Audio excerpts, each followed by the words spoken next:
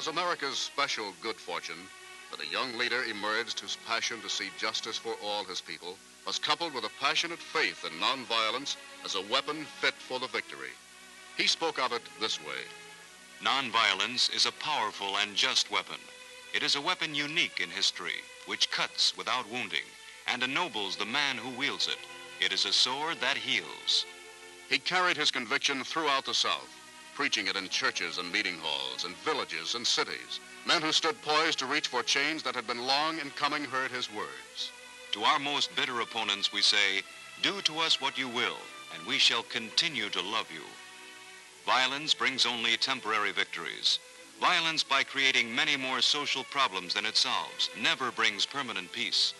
If we succumb to the temptation to use violence in our struggle for freedom, unborn generations will be the recipients of a long and desolate night of bitterness, and our chief legacy to them will be a never-ending reign of chaos. Through the land of his vicarage, the words took hold and rooted in the hearts of people who had waited through the lifetime of generations for the full promise of their birthright, and now would wait no longer. The message of love and nonviolence grew, and the massive flowering of a noble conviction impressed the world.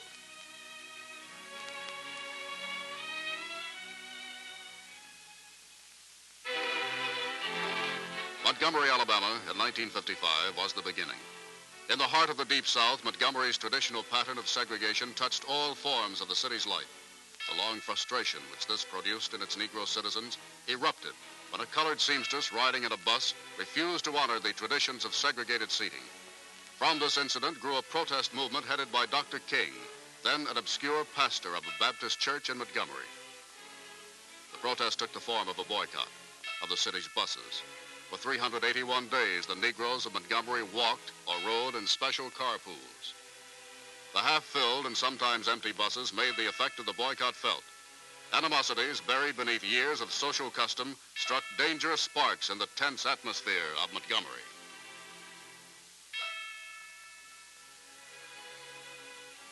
But Dr. King, himself a victim of these same animosities, continued to inspire his people with his own philosophy of nonviolence.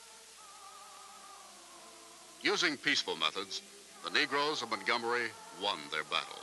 And with it, they won the admiration and support of millions of their countrymen, black and white alike. After that, in city after city through the South, Negro Americans began pressing for an end to segregation under the nonviolent banner raised by Martin Luther King. This great involvement had a momentous effect on the demonstrators themselves. Said Dr. King, "From the depths in which the spirit of freedom was imprisoned, an impulse for liberty burst through." But of even greater meaning was the essential significance of the demonstrations, as King saw it, and as he communicated it to his countrymen. These men and women are in reality standing up for what is best in the American dream and for the most sacred values in our heritage, thereby bringing our nation back to those great wells of democracy which were dug deep by the founding fathers in their formulation of the Constitution and the Declaration of Independence.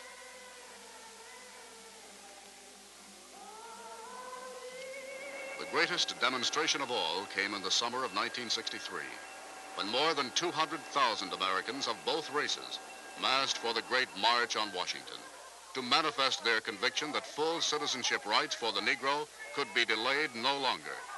Dr. King described it. They came from almost every state in the Union. They came in every form of transportation. They were good-humored and relaxed, yet disciplined and thoughtful. The enormous multitude was the living, beating heart of an infinitely noble movement.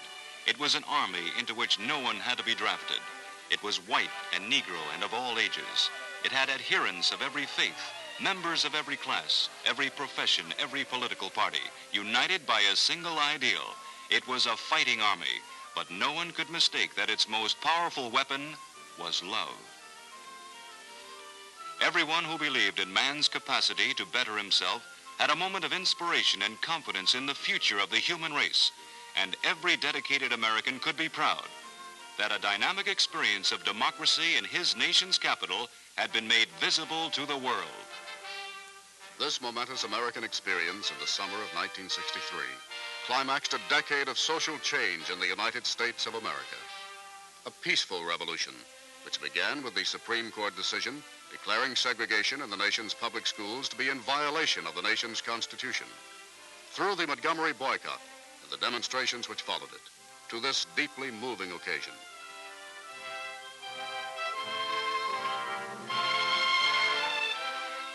There could be no doubt of the revolution's effects thus far, but now is the time for the real results to show.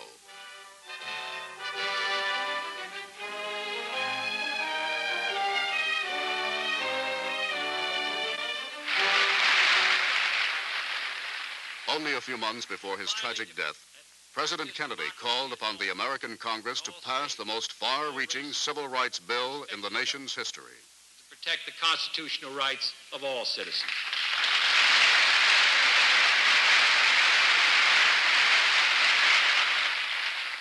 President Johnson picked up the plea and voiced it with a fervor felt by most Americans. First,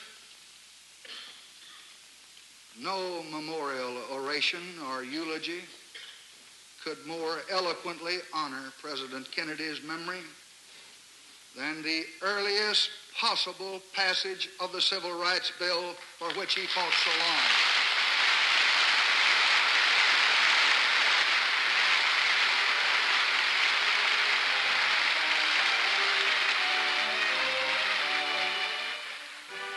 The President was able to sign that bill into law was a triumphant day in America's national life.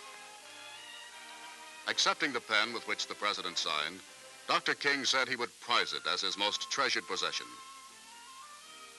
Later, he declared his convictions that that bill, the Civil Rights Act of 1964, which he and other leaders had worked so hard to bring about, would go far toward making the American dream a reality for all Americans.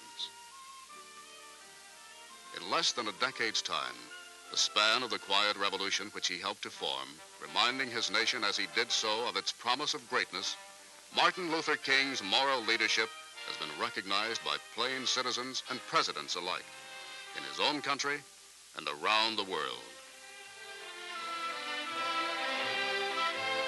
Now, as he moves to accept the Nobel Prize for Peace, Americans of all races and all beliefs share a penetrating pride in his achievements and in the recognition given to him.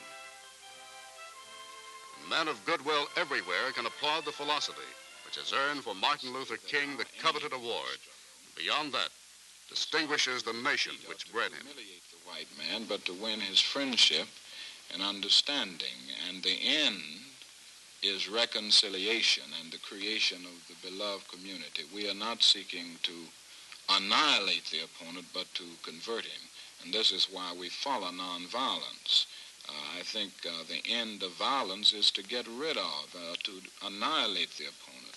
But in the nonviolent movement, the end is to convert the opponent and to bring about a society where all men will live together as brothers and every man will respect the dignity and worth of human personality.